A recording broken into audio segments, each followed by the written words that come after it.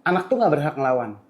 Tapi karena anak-anak zaman sekarang tuh mereka tuh susah banget kalau salah minta maaf, mereka malah defensif yang akhirnya malah bilang enggak kok emang gue aja beda, enggak kok gue juga bisa kok kayak gini. Gue with all my respect gue ada di sisinya.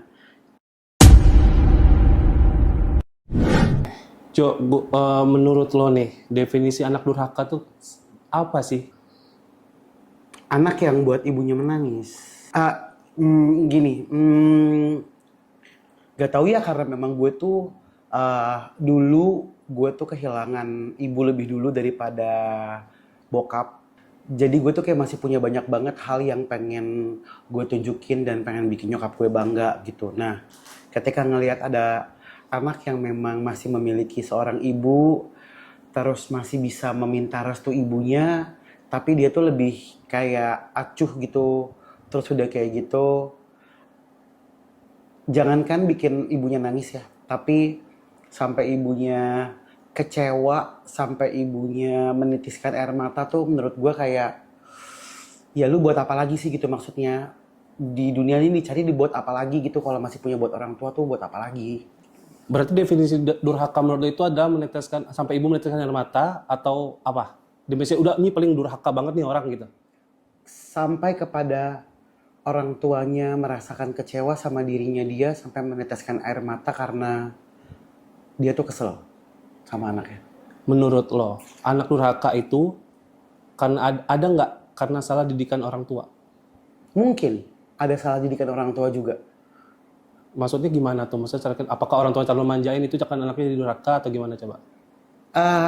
Ini setiap orang tuh pasti punya ya, dimana di satu rumah tuh ada anak yang diemaskan, ada anak yang walaupun salah tuh pasti selalu dibela. Lu tau kan maksud gue? Iya kan? Terus gimana coba kalau Yang kalau misalkan dia salah pun ya pasti akan dibenerin aja. Dia salah malah dibela, kemudian dia bertindak yang tidak semestinya malah bukan ditegur tapi ditutupin kelakuannya. Ya maksud gue kan itu juga berarti kan ada sebab akibat, ada ilmu sebab akibat loh di situ. seberapa berhak anak bisa ngelawan orang tuanya? Ngelawan sih, nah gini, anak tuh nggak berhak ngelawan. Tapi gue ya, kalau gue tuh sama orang tua gue nggak pernah ngelawan. Tapi gue pernahnya ngebohong. Jadi gue nggak mau nyakitin hati orang tua gue untuk tidak mengatakan tidak sama mereka. Gue selalu bilang iya. Cuma kalau menurut gue dan menurut nalar gue, orang tua gue nih kayaknya salah deh. Bukan itu mestinya. Kayaknya orang tua gue salah deh. Kayaknya yang ada di pandangan gue ini nih gitu. Ya gue iyain aja orang tua gue. Tapi gue nggak lakuin.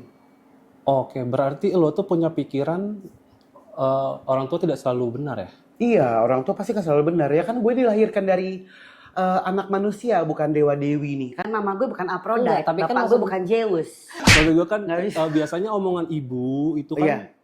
ibu itu kan surga terpakai ke ibu nih. Omong Betul. ibu selalu benar, restu ibu benar apa benar. Nah, gimana lo nanggepin itu maksud gue? Kayak orang tua tuh harusnya tuh ya orang tua ngomong A, lo harus bener kuliah gitu bener.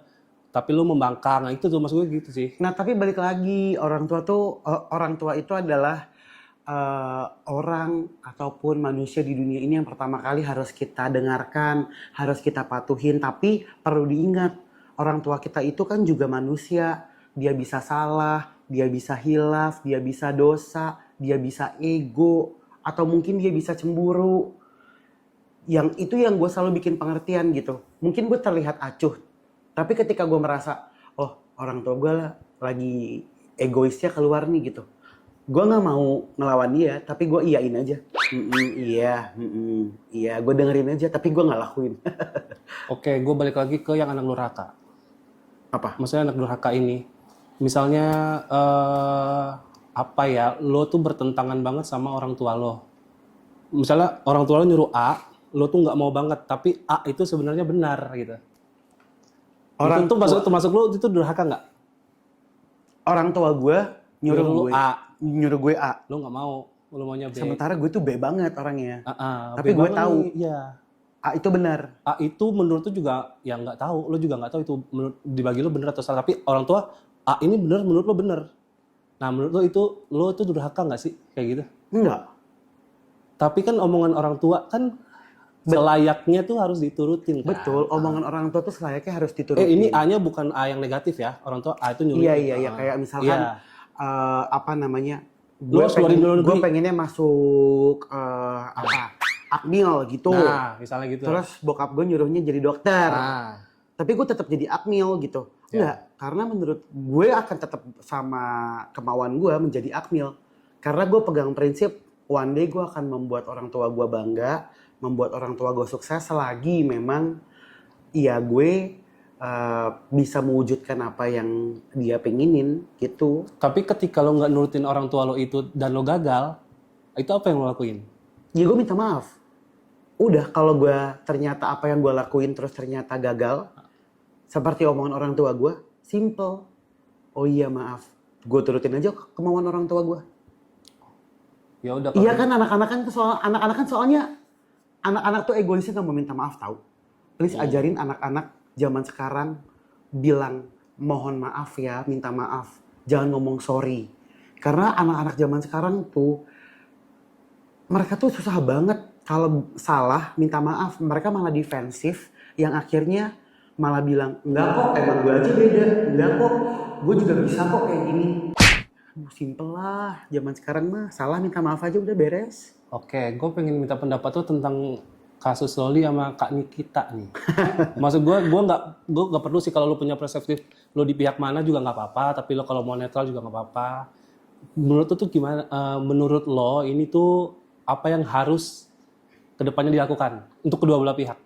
Gue with all my respect gue ada di sisinya Kaniki ya. Karena kan biar bagaimanapun Kaniki kan ibu gitu ya. Kemudian Kaniki juga pasti punya pandangannya sendiri tentang anaknya seperti apa. Pun selama ini kan yang sebenarnya kita dengar ceritanya mungkin dari cerita anak, dari cerita beginilah, cerita begitulah gitu. Kalau semestinya mereka ngapain? Very tough. Setuju nggak kalau mereka baikan? Kenapa harus nggak setuju? Kan air di cincang nggak putus bro. Namanya anak sama ibu. Tapi Loli kan udah banyak ngecewain ibunya. Kali kita orang yang besar hati. Percaya deh sama gue. Di balik omongnya. Lihat deh.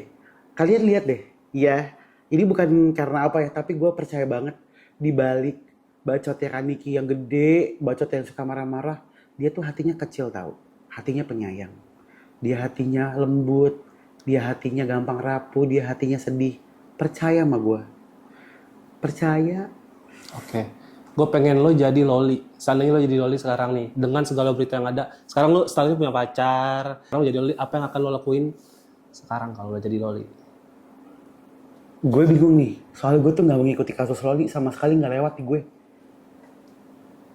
Jalanin aja dulu. Tapi gue pengen ngasih pesan sih. Kayak Loli, sejauh apapun kamu pergi bersama siapapun, kalau misalkan suatu saat tiba-tiba dunia ini gak ada buat kamu, ada nyokap loh. Ada memiliki yang jangankan 2, kalau 1000 tangan bisa dipeluk pasti. Terakhir nih dari 1 sampai 10, gedek banget. Sama Loli dan pacarnya berapa nilainya? Gedek bangetnya nih. Gue Oh. 0, soalnya tiap gue lewat sama dia, gue skip lagi. Apa pula kata gue gitu, jadi gue gak pernah muncul, gue gak pernah lihat beritanya.